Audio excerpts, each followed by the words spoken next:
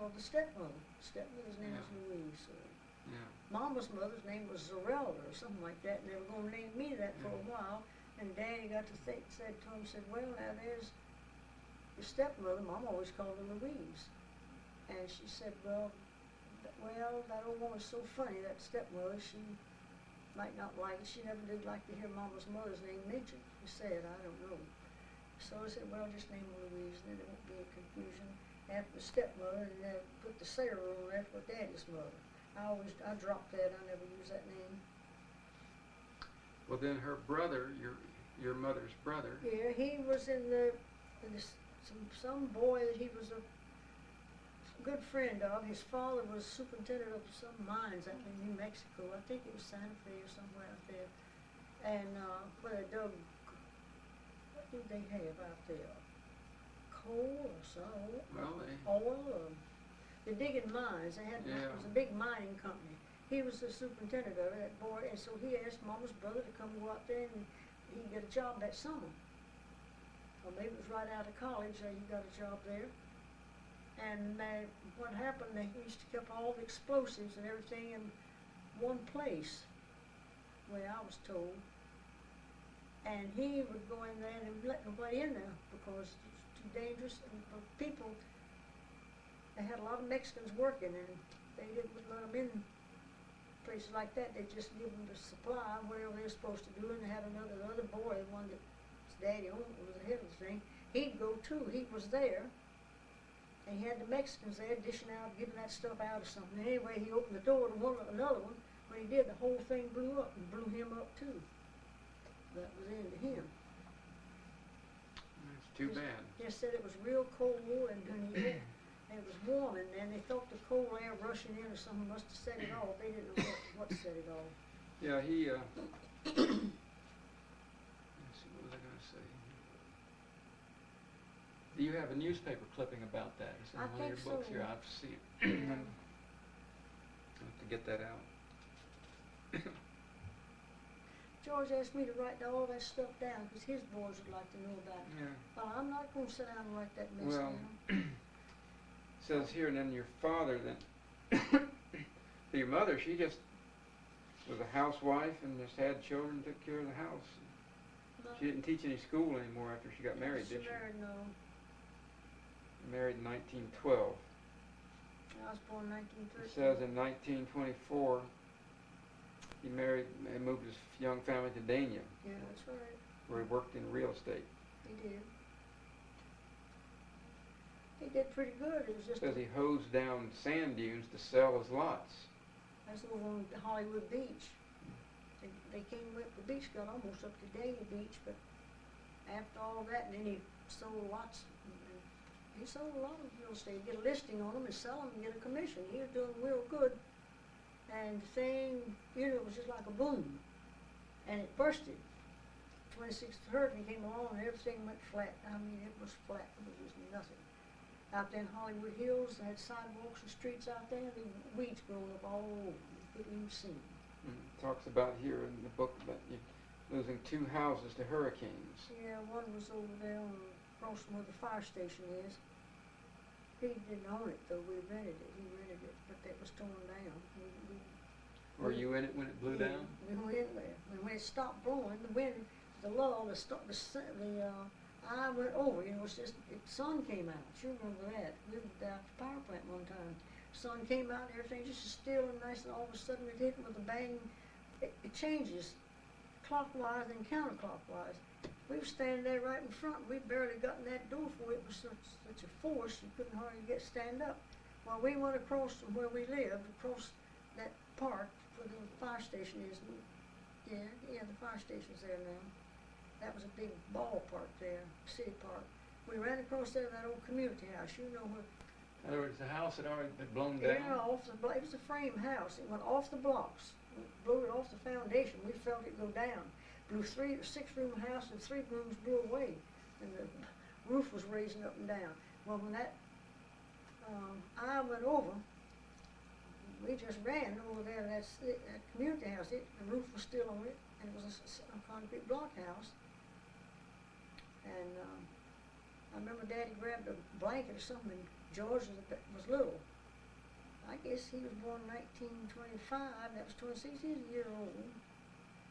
Maybe 18, no, he was born in June, about 8 months, a year and 3 months old. Well, he threw that blanket over his head because the wind was beginning to blow and sand and everything. We went running. Got over there in the community house.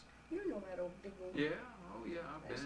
Used to go there many times. Yeah, so we went in there, and that's where we stayed. We hadn't been in there long before we came bringing people in there from everywhere. One woman, Mr. Rooks, his wife got injured. They were in those little old shacks and houses, and they tore down a big. He said she got hit in the back with a 2x4, broke her back. She stayed there, and then the First Baptist Church, they all went in there, and the ceiling fell out of it. People had to go there to get in and out of the thing. Houses just blowing down. They wasn't half built, you know, back then. They just built them. Most of them were wooden. I don't think there's any, well, the blacks, little black lived. Her dad's name was Hudson. She was Lula Hudson. Then that house was standing. He built that out of, I don't know, it was blocks of poured concrete.